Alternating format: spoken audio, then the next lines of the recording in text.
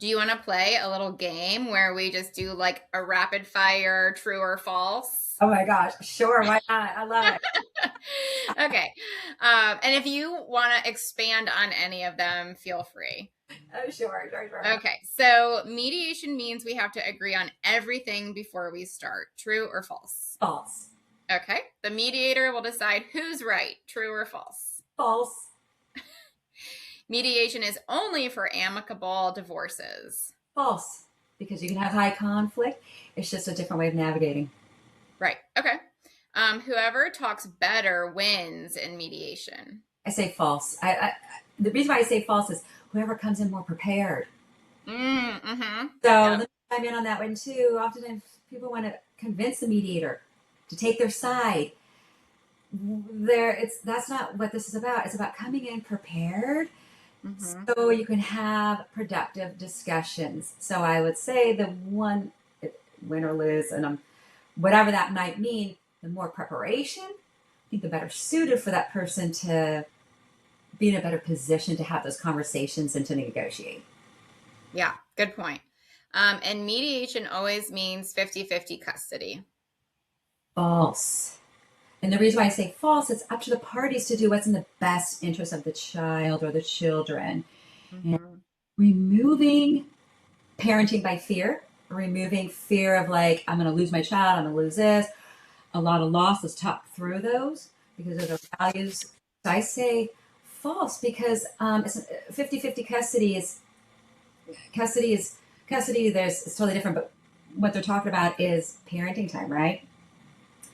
It's all about what's in the best interest of children where they're going to school. They may need to stay with one parent for consistency, routine. One parent may live closer to the school. Mm-hmm. The other parent works in a certain way that's conflicting. That doesn't mean that parent is any less of a parent, but primary may be one to the other just because of those circumstances. So I want to be, Mm-hmm. it doesn't mean any less quality or fairness to either one. It's really two parties. What is in the best interest of your children is really where the discussions need to be had. Yeah. I think that's a good point, and I do think people lose sight of that. You Yes. know, if you are at home in a nuclear household where mom and dad live there with the kids, but mom travels, 1 week out of every month, that doesn't mean that she's less of a mom. It doesn't mean that, she doesn't deserve parenting time, but it does mean that we need to arrange it so that mom can still travel and keep that job and maybe, pay for the private school that they've been going to. And so it's, however your household might have functioned while you were married might still have to function that way, even when you're not married. Correct. When parties like they do, I have, several clients where it's the biggest thing is work. They're traveling Mm-hmm. for work, or they are a doctor and they work, their shifts, or they work like overnight shifts. It doesn't mean that they're any less of a parent. And the fear does come into play, like, oh my gosh, am I going to lose my children because maybe more of the overnight stays and everything like that go to the other parent. And no, it's not true. You Right. need to understand what is in the best interest, the best place for your kids to feel support, nourishment, comfort in this new lifestyle of theirs. Mm-hmm. Yeah. Well, are there any final thoughts that you have before we jump off? Maybe something that we didn't mention during the whole episode?